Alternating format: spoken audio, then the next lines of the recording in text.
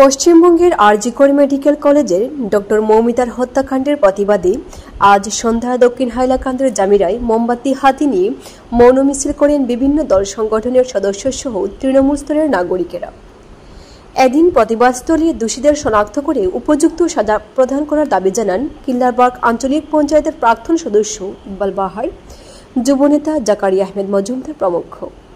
এদিন তারা এই ঘটনার তীব্র নিন্দা জানিয়ে বেটি বাঁচাও বেটি পড়াও স্লোগানের কথা স্মরণ করিয়ে দিয়ে নরেন্দ্র মোদী নেতৃত্বাধীন কেন্দ্র সরকারের তীব্র সমালোচনা করার পাশাপাশি পশ্চিমবঙ্গের মুখ্যমন্ত্রী মমতা বন্দ্যোপাধ্যায়ের পদত্যাগ দাবি করেন।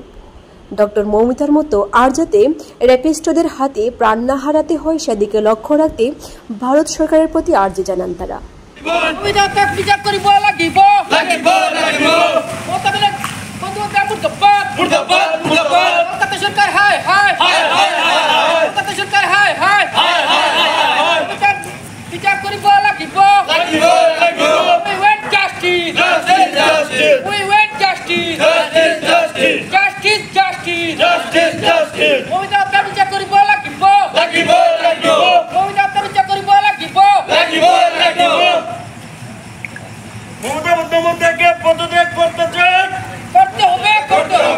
আমরা আজ এখানে একটি শোক মিছিল বের করেছি মৌমিতা দেবনাথ হত্যাকাণ্ডে।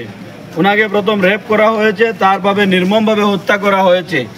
আর আমরা মনে করি সেখানে পালতু গুন্ডা, যা টিএমসি সরকারের মমতা বন্দ্যোপাধ্যায়ের পালতু গুন্ডা যারা, এই গুন্ডার দ্বারা এই ধরনের কর্মকাণ্ড হয়েছে।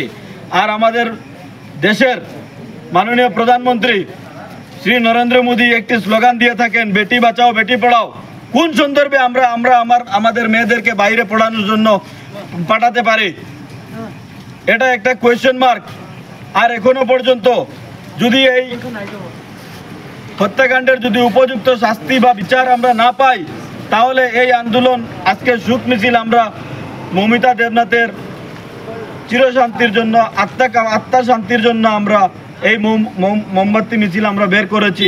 অন্যথায় যদি বিচার না পায়, যদি উপযুক্ত শাস্তি না পায় দোষীরা, তখন আমরা এর থেকে আরো ভয়াবহ রূপে আন্দোলন করতে বাধ্য হব। ধন্যবাদ।